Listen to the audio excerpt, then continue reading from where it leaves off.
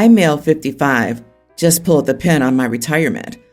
I put in 33 years of work, and I'm done. I bought property in South America 12 years ago and have been building our retirement home there. I have dual citizenship, so I can own property without it being a hassle. The house was designed perfectly for us. We have a pool, a small house for the caretaker/gardener, and 34 different fruit trees. The bathroom's up to North American standards, and the shower has grab bars and stuff already built in for when I'm old. Everything's on one level, so there are no stairs. My wife helped by making suggestions for the house's design and by decorating it. We've been vacationing there for 8 years and renting it out when we aren't there for some extra money. We've hosted friends and family there, both with us there and on their own. My wife has now decided that she doesn't want to live there for 7 months of the year. We have grandkids now, and she wants to be more involved in their lives. I love my kids and grandkids, and my parents, who also live up here, but I am done with winter. If I never see snow again, it'll be too soon. The house has guest rooms and flights are cheap. If they want to see me in the winter, they're all welcome to come down. Plus, I'll be back for 5 months in the summer to do some contract work. I'll see everyone then. My wife said she didn't want to go down this winter, and that's absolutely her right. I booked my flight for September, and she asked me about the expense on the credit card. I said I was leaving for the winter, like I had told everyone I was planning to do. That was when she said she didn't want to go this winter, meant she didn't want us to go this winter. I said that I was going, and I'd see her in the spring, unless she changed her mind and came down. Now she, my parents, and my kids are bugging me about leaving her alone for the winter. It's 100% her choice. Edit. She's known since we started dating 35 years ago that this was my plan. She went with me to purchase the land. She helped me work out the budget for the building. She bought all the furniture and decorations for the house. She planned the landscaping. Please explain to me how I could have better communicated to her that I was planning on retiring down there. OP, her priority changed. Yours stayed the same. Not the idiot. You can't force her to live there, but she can't force you to live where you don't like. This will be a problem for the rest of your life. She has grandbabies, and many grandparents don't want to miss out on the growth and fun of grandbabies. Married people make compromises for each other. There's a middle ground where they spend 3 of the worst winter months in the South together, and then OP heads back alone for a couple of weeks here and there throughout the year. People are allowed to change their minds about where they want to live long term. The wife isn't an idiot because she became more attached to her grandkids than she anticipated. Yeesh. Wait, did she know he was going to retire 11 years early? Are you even retired if you're still coming back to work 5 months a year? Also, buying a ticket to South America and not telling your wife until she sees it on a credit card statement is generally considered to be bad communication. My dad pulled this move with the same reasoning. Flights are cheap. Come visit. I haven't seen him in 6 years. He hasn't met his granddaughter. You're retired and have loads of free time. They don't. Expecting your family to spend what little free time they have carting their kids to South America so you can still be present in their lives is beyond selfish. If you're okay with choosing yourself over your family, then go for it. That's your prerogative. But in my opinion, it makes you the idiot. You chose to have a family. Now you're choosing to ditch them unless they spend the effort to come to you. Enjoy retirement. It might cost you your family. Yeah, things changed, dude. 35 years ago, I bet you didn't think grandkids would anchor your wife, but here you are. My mom had planned a big move to Tennessee from Illinois. I bought a house and cars and moved all this stuff, ready to move in, until my daughter was born. Now she's selling the house in Tennessee, as she can't imagine living without being involved in her life. Hopefully, snowbirding won't crash your relationship. Best of luck. My youngest son, Ian, teen, and his boyfriend, Keith, teen, snuck out to a party Saturday night and apparently got pretty wasted. They managed to reach my oldest son, Joseph's, 20, apartment around 4 a.m. Instead of calling me or having Keith call his parents, he instead let them sleep it off at his house. And I didn't get a call. till sometime around 10 that morning from Joseph's girlfriend to come pick them up. I was furious. After picking up the boys, giving them a good talking to, and dropping Keith off at his parents', I called Joseph and asked him why he didn't call Keith's parents, or me, the moment they showed up, or took them home himself. He tells me that it was better they slept it off there, and he had to go to work at 7 in the morning. I screamed at him that it wasn't his decision, and I'd been worried sick, waking up in the morning and not knowing where Ian was, and he should have called me, or the other father. Joseph tried to get me to calm down and told me that this was what he was trying to avoid, me blowing up at Ian. This got me hot. I yelled at him that I couldn't care less what he was trying to avoid, that I was the dad, and that he should have called me because anything could have happened. He tried to apologize, and I just told him I'd talk to him later.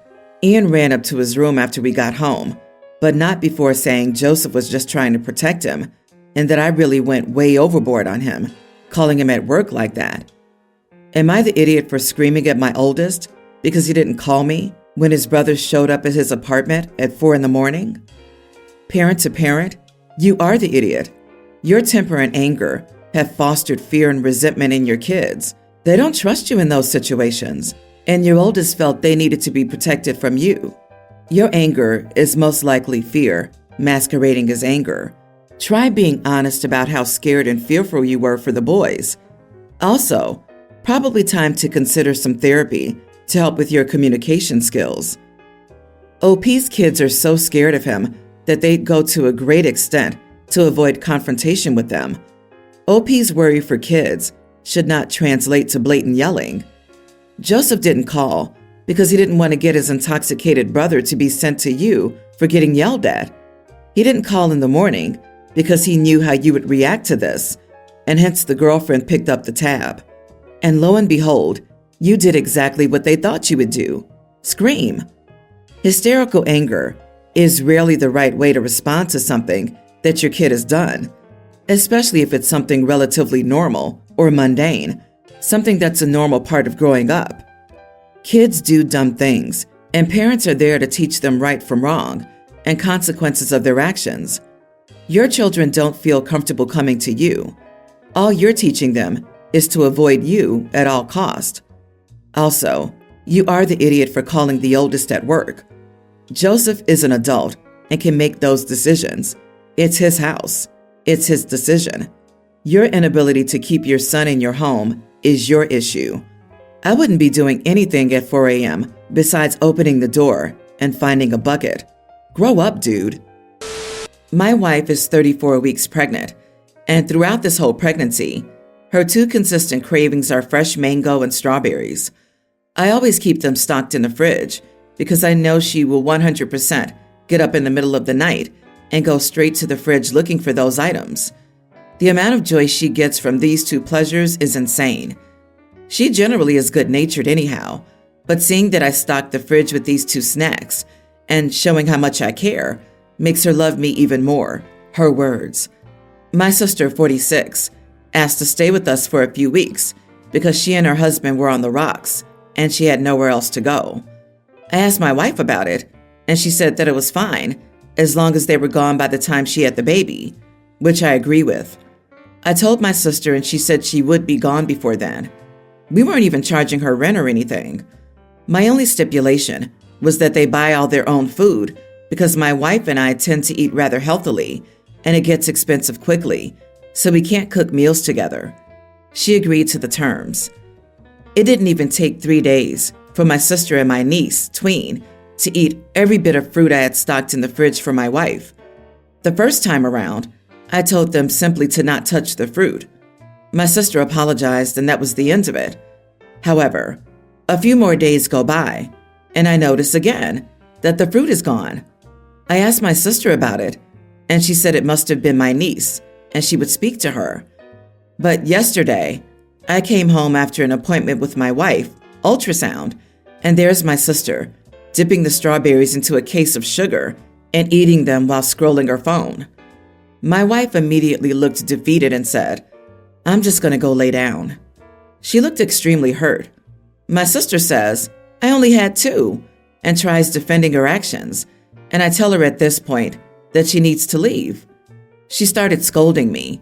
"You're kicking me and your niece out? Over fruit? Are you serious?" So I said yes and told her she had an hour to get her stuff and leave. I'm being told by several people that I overreacted. My sister needed me during her hard time, and I proved that family means nothing over food. Am I the idiot? For context, she gets food stamps, so she has EBT to get her own fruit if she so chooses. She just never did. Not the idiot. You're not kicking her out over fruit. You're kicking her out because she has no respect for you, your wife, or your very reasonable and clearly stated boundaries. There are a few things I hate more than when people try to trivialize your reasonable boundaries with comments like that. It's not about the fruit. It's about the fact that you set one boundary and they willfully and repeatedly disrespected, disregarded, and violated it. I can see why your sister's having problems with her husband. She sounds incredibly immature, especially for being in her 40s.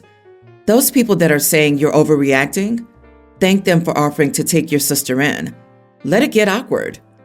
Sister and niece have been caught twice before stealing food. This was the third time. They did not reimburse OP for what they stole, nor did they replace what they stole. So, time for some consequences. I, female 26, met my fiancé, male 26, in college, along with our two best friends. We'll call them John, male 26, and Holly, female 26. They've also been together since college, like me and my fiancé. So we've been inseparable since going on double dates and trips together and have had a fantastic time post-college. My fiancé proposed to me last year, and it's all been very exciting. Wedding planning has been stressful and exciting. Holly's my bridesmaid, and John is my fiancé's best man.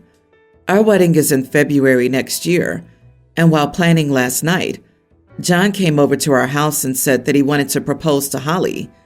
Me and my fiancé were over the moon for him, and I was excited for another wedding.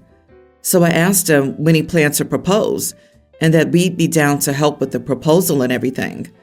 He smiled and then said that he was thankful and said that he'd love to propose to Holly at our wedding.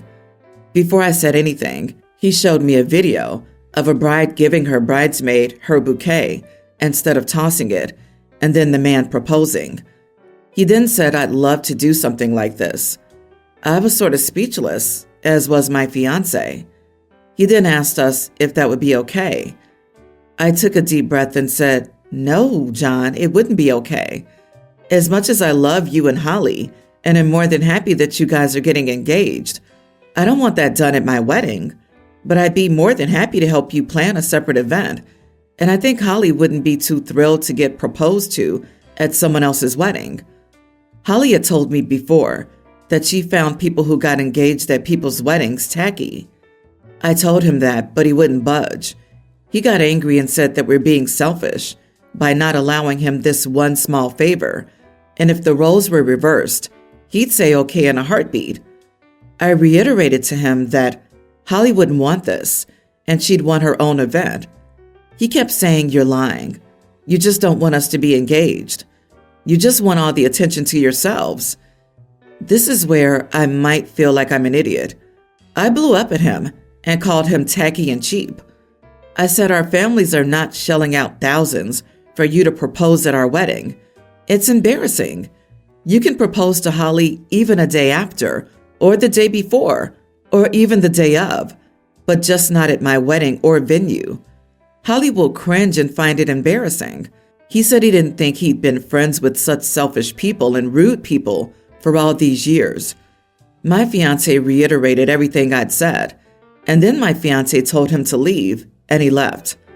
Now it's awkward. Holly has no idea what happened, and we all had a trip booked for next month, and now I don't want to go. I'm very upset with John, and he hasn't apologized. I don't know what to tell Holly. I don't want to lie to her, but I don't want to ruin the surprise of her possible proposal. Some of me feel bad, but I want to stick to my guns. Not the idiot. John's idea is tacky. You and your husband should be the only focus on your wedding day. Holly wouldn't even like it. There were literally no upsides to this. I understand he's bummed his first idea wasn't a hit, but he needs to get over it and return to the drawing board. If I were OP, I would find a way to bring up the subject of people who propose at other people's weddings when all 4 of them are together and ask Holly what she thinks of them and egg her on. Let John hear it for himself without saying anything about him proposing to Holly. Maybe then he'd listen. That has the possibility of a massive backfire. What if Holly doesn't see or says she doesn't see a problem with proposing at other people's weddings? What if Holly says positive things about that sort of proposal because she thinks that's what OP wants to hear at the moment? Only play this sort of game when you know for sure the outcome. OP doesn't want this, and that should be enough. My 22 female, girlfriend 22, was invited to a high school friend's 22 female wedding.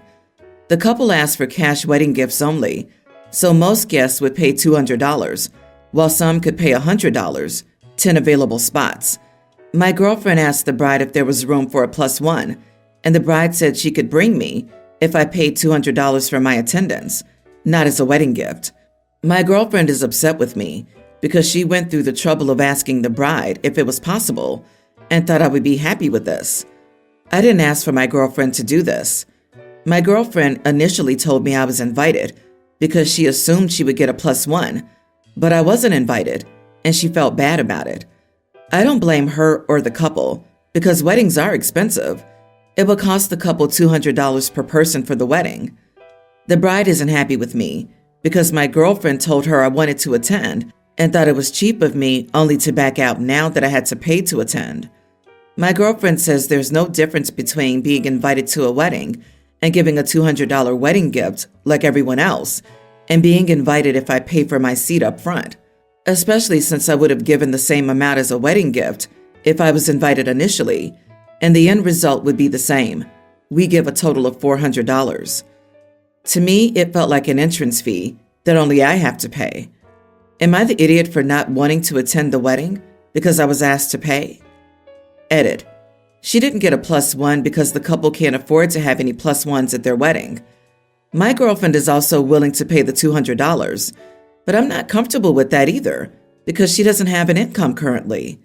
The bride insists that my girlfriend goes because she previously decided not to attend. My girlfriend didn't want to go alone, especially since she'll have to crash at my place since it's far for her.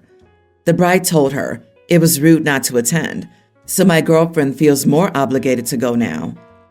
Not the idiot. I wouldn't go to a wedding where the gift amount was dictated. This is wild. Getting people to pay to attend your wedding and then demanding a cash gift? Wow. People are freaking outrageous and entitled. If you can't afford to get married, then don't. I'll be darned if I pay to attend a wedding. It's not a gift if you have to instruct me on what to give. What if their close relative couldn't afford to pay $100 or $200 to attend?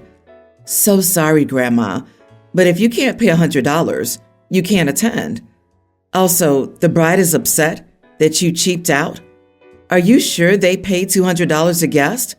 Because it sounds like it might be $100, and she was hoping to score another $100 and is upset that you're not complying with her plan.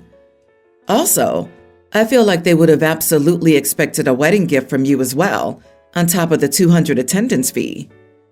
You're not the one choosing to have an expensive wedding, where there are plenty of other options that don't break the bank, to the point you have to worry about money taken from your party guest.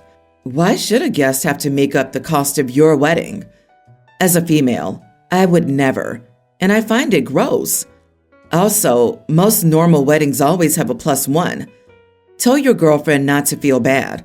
Most men who personally don't know the bride and groom are only attending for the food and alcohol anyways. She can take you to a restaurant for a quarter of the price later.